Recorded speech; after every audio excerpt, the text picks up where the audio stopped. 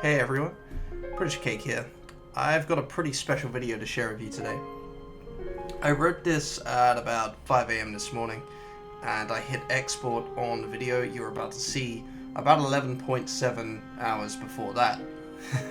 Funny, 117.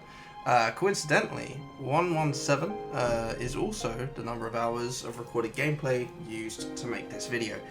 Well, 117.5, but I rounded down. I did have to cut a lot of the footage to remove some boring parts. All in all, 400 hours of work was put into this across the span of about 2 years to create what may well be my greatest Forge map. I've been forging for a little over a decade now, and let me tell you, this is by far my magnum opus. For those that don't know, I actually have a background in architecture and construction, so I like to think that it gives me somewhat of an edge when it comes to understanding and conceptualizing 3D environments. When Halo Infinite's Forge was announced, I was a little overwhelmed.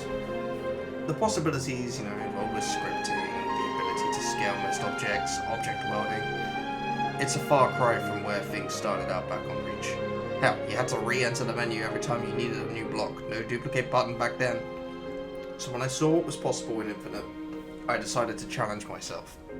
I set myself the goal of creating a map that would push Infinite's Forge to its absolute limit.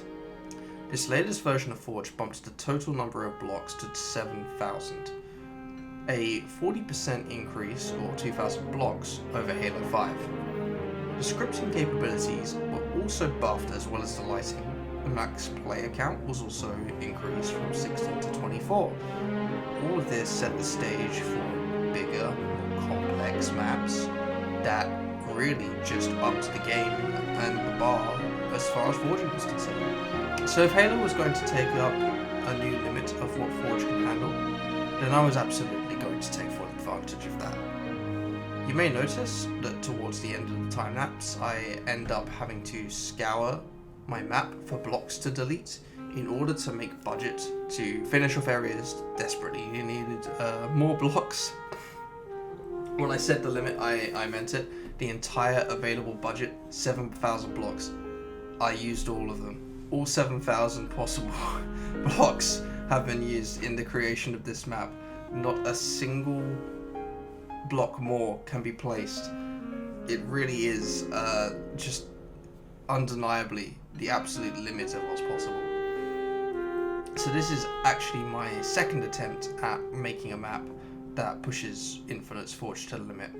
The first got corrupted after an update broke Forge, which luckily I was able to retrieve most of. This was mainly due to the map having some complicated game mode script brains to run Infection, because Infinite didn't launch with Infection, thanks Free for Free.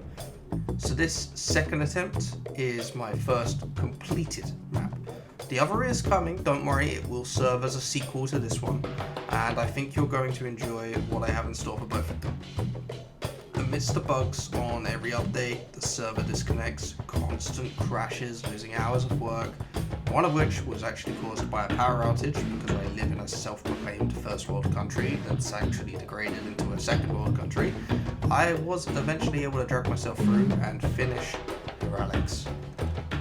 Needless to say, Viralix is heavily influenced by Night City, if you couldn't tell already, from Cyberpunk 2077.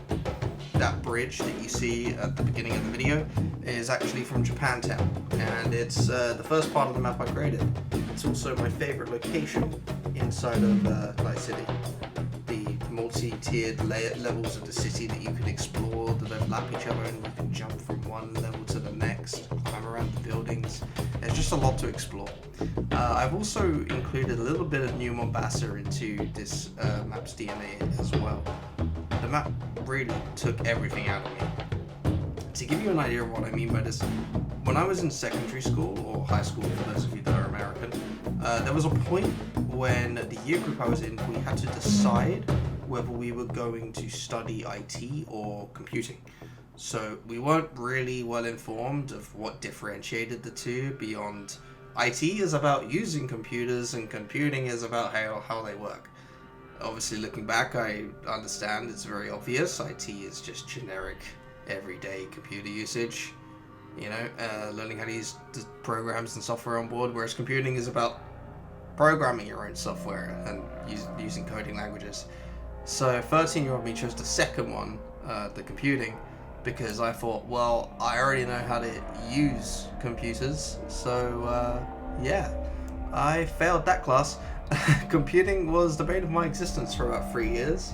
No matter how many after-school sessions or lunchtime sessions to catch up on the workload, I couldn't get my head around it. I ended up flunking that class with a solid U for ungraded at the end of all that was said and done for that subject. So to be introduced to Infinite's scripting system when it was announced, it was like getting a kick in the teeth. Except it accidentally straightened all of my teeth out, and I don't need to wear braces now. Because I forced myself to actually learn the scripting system for Halo Infinite, take the time to understand how it works. Being in my mid-20s now, not a 13-year-old anymore, I've got a lot more understanding about my learning process, my own, what works for me, how I can pick new skills up.